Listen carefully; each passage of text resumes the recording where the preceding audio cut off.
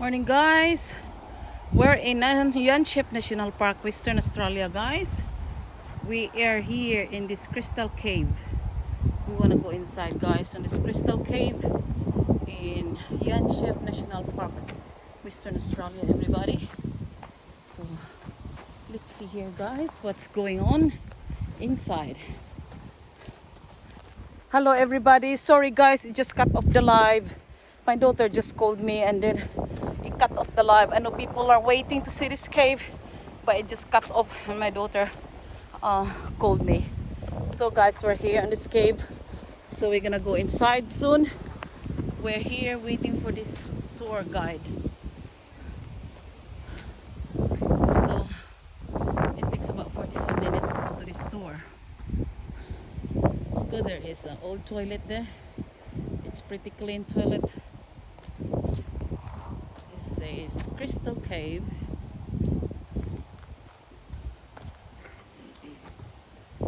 Okay, guys.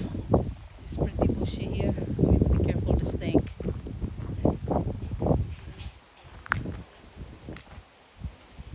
Alright. There are the story here. Crystal Cave dwellers. So there is a story about this cave. Okay, water dwelling creatures living in the cave are called Staphylophona amphipods, a group of this is like the things that live in this cave. So troglodytes are animals that belongs to surface ecosystem but use caves for shelter, sleeping, or hibernation. Troglodytes include bats that sleep and hibernate in caves. No cave water, no cave life. No way. That's pretty realistic. Alright.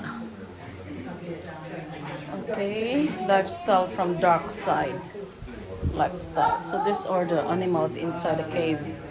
Everybody. That is skit tiger morph. How are you? Ready to get That into was the Cape cool cave? Cockroach. Very good. Cape So I've cockroach. got 4 for Barry. Yep. Hi guys, thank you. Velvet Welcome. worm. 2 for Bob. Thank Velvet you. worm. Welcome guys again. I've got 4 Shoot, for of course, scorpion. Tessie. Yes. Very good. Welcome to you all again. Bayami 2 for spider. Andrew. Hello, And welcome Gilgi. guys. And 2 for. So those are animals live in the cave. In And this that's cave we're everybody. going 1, in. 2, 3, 4, 5, 6, 7, Water 8, moving through sand. Water moving through sediment. Okay. Perth's precious water. So, the Danangara Mound in Perth's largest source of drinking water. Rainwater has accumulated in the soil over thousands of years from this ground system. The Nagara system supplies 60% of Perth's water. Declining rainfall and reliance on groundwater for homes Seeing that everybody's here. send the system water levels. Wanted to quickly firstly welcome you all again to Yanchep National Park. We're pretty Actually, much met you all at the gate reduction this morning, evident by so declining hello groundwater again. levels Perth wetlands. Before we get going, my name's Chanel. I will be your guide this afternoon. This is my wonderful Looking colleague here, from Lynn. back. She's starting out with us, so Roger, welcome her Kadyuk. to the family. Make her feel welcome, and she certainly will be Traditional around to owners of support this area. the tour as well. And she'll be at the back there, so extra lighting will be, from her. So if you can't see too well, stay behind myself or close to Lynn. We both have the torches. The cave is lit, Henry but White. we do have some areas where it's a little bit darker. So I ask that you just be very careful So, before you in walk. 1903, Some of the lower ceilings Henry will be White ducking is- through. We won't be crawling right up here. We'll actually be just walking through the cave leisurely, okay? So no adventure caving like Rob there. He's our speleologist, so just to reassure you. As we walk through, I'm going to constantly say mind your heads as we go through points, so just listen out. I generally look at all the tall people blessed with height, do my best to make sure you get in and out safely, and by that, just not hitting your head or tripping over anyone, okay? So if you do enter at your own risk, I'll do my utmost best to make sure that you're all safe. As we walk through, guys, this is really important that you help us to look after what's your cave as well. So please don't touch any of the crystals or the rock formations. It's a very delicate caste system, so it means we can leave our impact with our acids and oils on our skin. So help us to look after what's your cave. But just taking photos, so what we say, leave only footprints, take only photos, you know, that would be really wonderful. If you do want to use your flash, that's absolutely fine. Please be mindful of other people's eyes if you are using your flash on your camera. If you do get a flash in your face and you can't see too well, just stand still for a moment. Let your eyes adjust and we can continue on. We're not running through the cave, it's very leisurely. Please enjoy. Ask as many questions as you like. Generally, I'll answer most of them for you before you even ask. But if there's something you'd like to know along the way, please feel free. Hi, I'm looking at you. Oh, look, I love your platforms. If I had the choice, I'd wear mine too. It's absolutely fine. As long as you feel comfortable, that's the main thing. All right, please feel free to sip some water if you need. Otherwise, we just don't eat, drink, or smoke in the cave. All right, and just so you know, with the little one, you're not locked in. Okay, so if you do need to leave, I hope you don't. Yeah. If you need to, you're not locked in.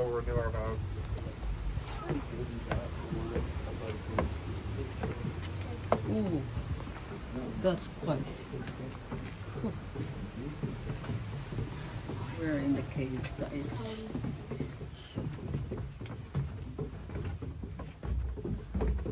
Definitely, there's no signal here, girl, isn't it? See the. Guys. Sorry, guys, we don't have signal here. Oh my God. Oh, that's dark. There is no signal here, Sid. We are here in this cave, guys.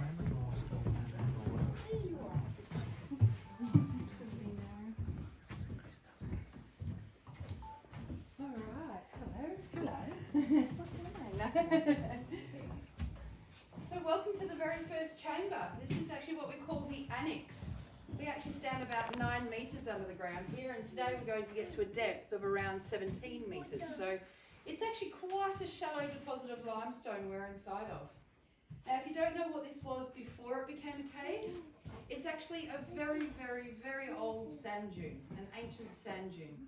So we see all our sand dunes all along our coast. Over time, as the rainwater filters through these dunes, it dissolves down mainly the calcium. Over lots of time, lots of pressure, it compacts this down into a hard layer of limestone, and that's what you can see actually surrounds us.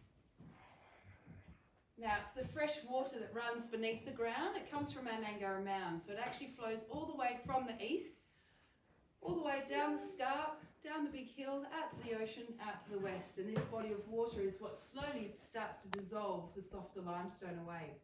So all these rocks that you're seeing on the ground will still naturally dissolve into the groundwater below. Please don't think we're going to see it all rearranged and dissolved away in the next 20 years, because it has actually taken 200,000 years to get to where we are today. Our Tamala limestone in this area is around 600,000 years old. So in our time, that is a very long period of time. In cave and sand time, I'll tell you it's very, very young still. Okay, so these are our baby caves. If you've been down south to Margaret River, yelling up Bustleton and seen some of the caves down there, those caves are more than 1 million years old, still classified as young. Okay, so 1 million years young. So just putting it into a time perspective for you. So today what I'd really like to do is take you on a journey back in time, back to around 1903, when the very first explorer, Mr. Henry White, came down. Now you can imagine Mr. Henry White did not just walk down some stairs and find some jarrah floorboards and stacked up rocks and lovely crystals.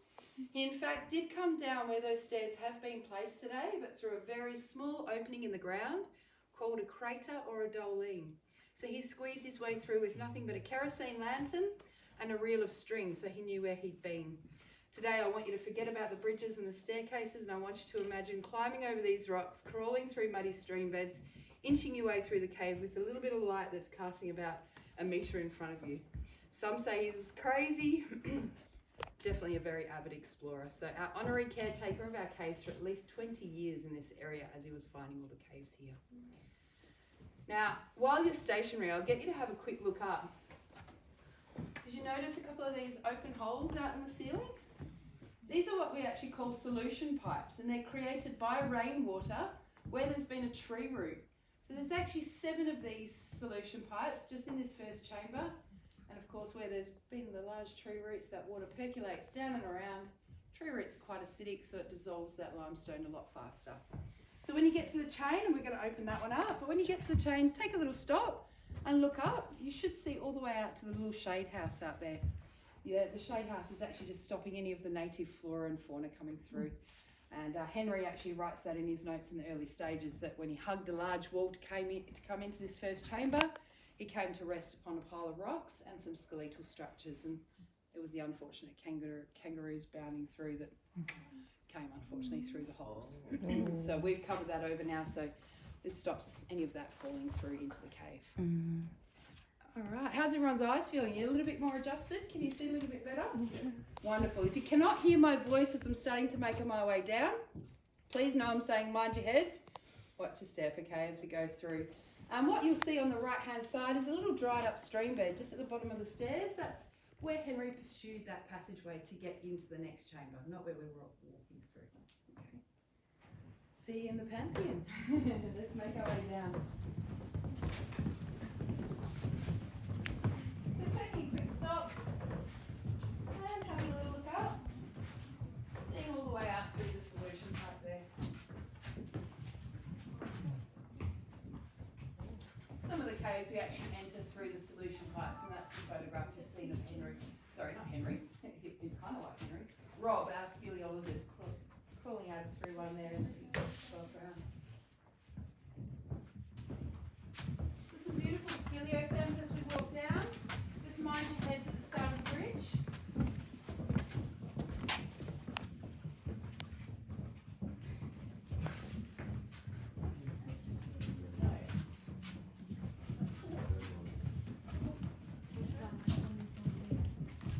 We will not get lost before. Because there's a football. Hold him, darling.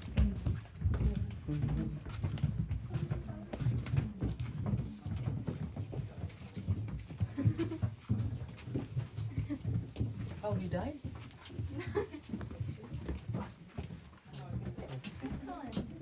a monster. It gets very low. Please be mindful of your heads. On your head, mind your head. Are you taking a video? Yeah. There is no, we cannot do live here for sure. There is no signal here.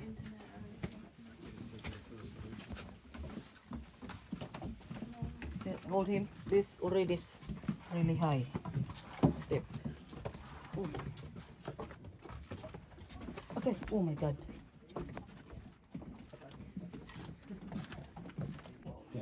Ah, so beautiful. Why, billion years old, guys? Holy moly. Okay, let's go, guys. Oh my God. Okay, let's go now, guys. Let's go now. They're waiting for us. Let's go. All right, all right. Okay. Oh, wow. So magical. I feel like magic. My gosh, guys. This is so beautiful, guys. I feel like a billion years old. Ay, you need to hold me. Oh my golly gosh. Hi, everybody. It's so beautiful. I just love it. Okay, let's get in into Indiana Jones. Ah, door. Sorry. Bye. Natural tunnel. It's like crazy amaze me. I love nature. I want adventure. If you don't know where Meckering is, as the crow flies in a straight line, 120 kilometres to the east. This actual earthquake measured 6.9 on the Richter scale. It was a really big tremor that was felt around in Perth. The furthest I've heard is down in Bunbury, down about 350 clicks further south.